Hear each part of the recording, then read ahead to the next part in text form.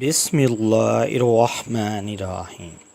ناظرین، مکہ میں قبیلہ بنی جرہم کی حکومت تھی تو جرہم کے حکام لوگوں پر ظلم و ستم کرتے تھے۔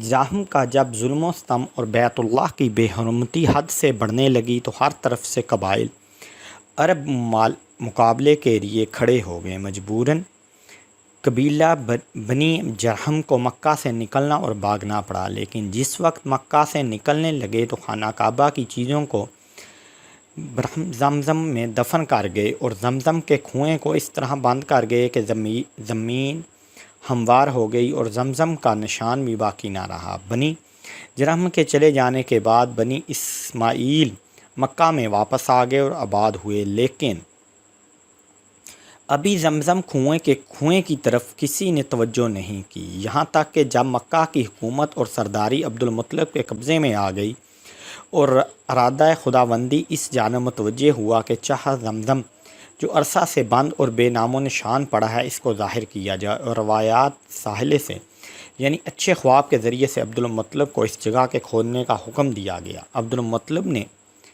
قریش سے اپنا خواب ذکر کیا اور کہا کہ میرا ارادہ اس جگہ کو کھودنے کا ہے۔ قریش نے کھودنے کی مخالفت کی، مگر عبد المطلب نے مخالفت کی کوئی پرواہ نہیں کی، کیونکہ اسے یقین تھا کہ یہ خواب سچا ہے۔ چنانچہ آپ اپنے بیٹے حارث کے ساتھ اس جگہ پہنچ گئے اور نشان کے مطابق کھودنا شروع کر دیا۔ عبد المطلب کھودتے جاتے تھے اور حارث مٹی اٹھا کر پھینکتے جاتے تھے۔ 3 روز کے بعد ایک من ظاہر ہوئی۔ عبد المطلب نے فرت مسر سے اللہ اکبر کا نعرہ لگایا اور یہ کہا، یہی اسماعیل علیہ السلام کا کنواں ہے، اور زمزم کا کنواں پھر سے آباد کر لیا گیا۔ اس کے بعد عبد المطلب نے چاہا کہ زمزم کے قریب کچھ حوض تیار کرائے جن میں آب زمزم بھر کر حاجیوں کو پلاتے۔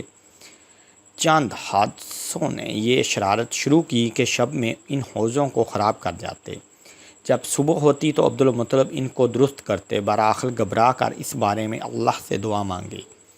اس وقت ان کو خواب میں یہ بتایا گیا کہ تم یہ دعا مانگو، اے اللہ، میں اس زمزم سے لوگوں کو غسل کرنے کی اجازت نہیں دیتا، صرف پینے کی اجازت ہے۔ صبح اٹھتے ہی عبد المطلب نے اس کا اعلان کر دیا۔ اس کے بعد جس کسی نے حوض کے خراب کرنے کا ارادہ کیا وہ ضرور کسی بیماری میں مبتلا ہوا۔ جب بار بار اس قسم کے واقعات ظہور پذیر ہوئے تو حادثوں نے عبد المطلب کے حوض سے تعارف کرنا چھوڑ دیا۔ سبحان اللہ۔ زمزم کی کھدائی کے وقت چونکہ حضرت عبد المطلب کے صرف ایک ہی بیٹے حارث تھے اور وہی تنہا اس عظیم مشن میں والد کے مددگار تھے اور کوئی دوسرا اس مشن میں ان کا ہاتھ بٹانے والا نہ تھا، اس لیے انہیں انتہائی دقت اور پریشانی کا سامنا کرنا پڑا۔ بعض روایات کے مطابق اس موقع پر قریش مکہ نے بھی انہیں مختلف انداز سے ستایا اور طعنے دیے، تو اس وقت حضرت عبد المطلب نے یہ نظر مانی کہ اگر اللہ تعالیٰ مجھے 10 بیٹے عطا فرمائیں جو ان کو جوان ہو کر میرے دستے بازو بنے تو ان میں سے ایک کو اللہ کی راہ میں ذبح کروں گا۔ جب اللہ تعالیٰ نے ان کی تمنا اور آرزو پوری کی اور 10 بیٹے پورے ہو گئے تو ایک رات خانہ کعبہ کے سامنے سو رہے تھے تو خواب میں یہ دیکھا کہ ایک شخص کہہ رہا ہے، اے عبد المطلب، اس نظر کو پورا کیجئے جو آپ نے اس گھر کے مالک کے لیے مانی تھی۔ عبد المطلب خواب سے بیدار ہوئے اور سب بیٹوں کو جمع کیا اور اپنی نظر اور خواب کی خبر دی۔ سب نے ایک زبان ہو کر یہ کہا، آپ اپنی نظر پوری کریں اور جو چاہیں کریں۔ عبد المطلب نے سب بیٹوں کے نام پر قرعہ ڈالا۔ حسن اتفاق سے قرعہ حضور پاک صلی اللہ علیہ وآلہ وسلم کے والد محترم حضرت عبداللہ کے نام پر نکلا، جن کو عبد المطلب سب سے زیادہ محبوب رکھتے تھے۔ عبداللہ کا ہاتھ پکڑ کر مزی یعنی قربان گاہ کی طرف چلے اور چھری ساتھ تھی۔ حضرت عبداللہ کی بہنیں یہ دیکھ کر رونے لگی۔ ان میں سے ایک بہن نے یہ کہا کہ اے باپ، آپ 10 اونٹوں اور عبداللہ میں قرعہ ڈال کر دیکھیے، اگر قرعہ اونٹوں کے نام پر نکل آئے تو اس 10 اونٹوں کی قربانی کر دیجیے اور ہمارے بھائی عبداللہ کو چھوڑ دیجیے۔ اور اس وقت 10 اونٹ ایک آدمی کی دیت اور خون بہا ہوتے تھے۔ قرہ جب ڈالا گیا تو اتفاق سے حضرت عبداللہ کے نام ہی پر نکلا۔ مطلب 10 اونٹ زیادہ کر کے قرہ ڈالتے جاتے تھے، مگر قرہ وہی عبداللہ ہی کے نام پر نکلتا تھا، یہاں تک کہ 100 اونٹ پورے کر کے جب قرہ ڈالا گیا تو قرہ اونٹوں کے نام پر نکلا۔ اس وقت عبد المطلب اور تمام حاضرین نے اللہ اکبر کہا۔ بہنیں اپنے بھائی عبداللہ کو اٹھا لائیں اور عبد المطلب نے وہ 100 اونٹ صفا اور مروہ کے مابین ذبح کیے۔ سبحان اللہ، سبحان اللہ، سبحان اللہ۔ اب ابن عباس رضی اللہ تعالی عنہ فرماتے ہیں کہ اول دیت کی مقدار 100 اونٹ تھی۔ سب سے پہلے عبد المطلب، قریش اور تمام عرب میں یہ سنت جاری کی کہ ایک آدمی کی دیت 100 اونٹ ہیں، اور نبی کریم صلی اللہ علیہ وآلہ وسلم نے بھی اس کو برقرار رکھا۔ اس واقعے کے بعد سے حضرت عبداللہ ذبی کے لقب سے معصوم ہوئے، اور اسی وجہ سے نبی کریم صلی اللہ علیہ وآلہ وسلم کو ابن ذبیحین کہتے ہیں، یعنی 2 ذبیحین کے فرزند، یعنی ایک سے مراد حضرت اسماعیل اور دوسرے سے مراد آپ کے والد عبداللہ۔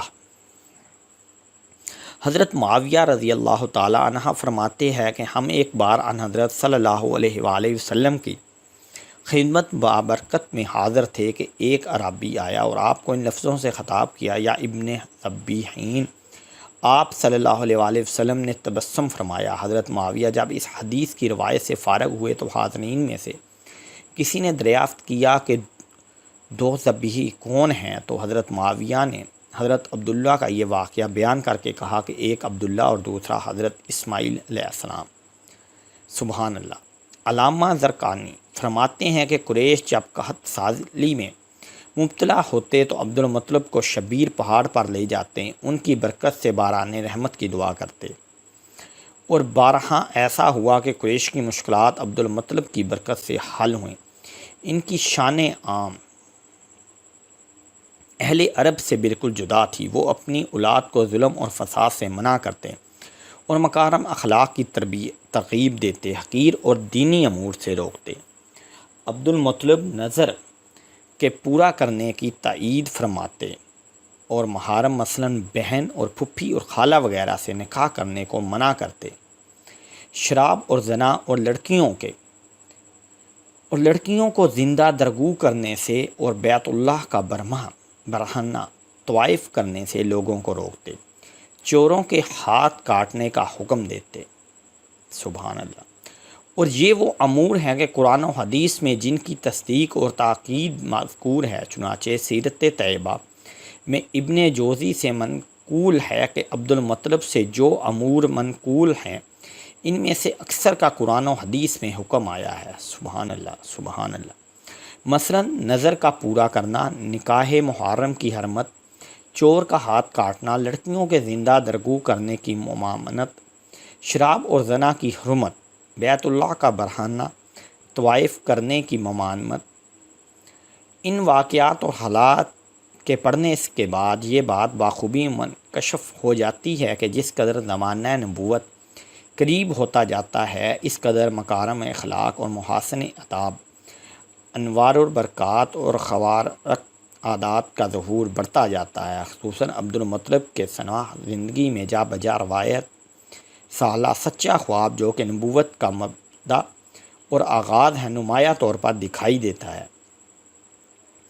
عبد المطلب کو جب بھی کوئی واقعہ پیش آتا تو روئے سالہ اور الہامات سے ان کی رہبری اور رہنمائی کی جاتی۔ سبحان اللہ، سبحان اللہ، سبحان اللہ۔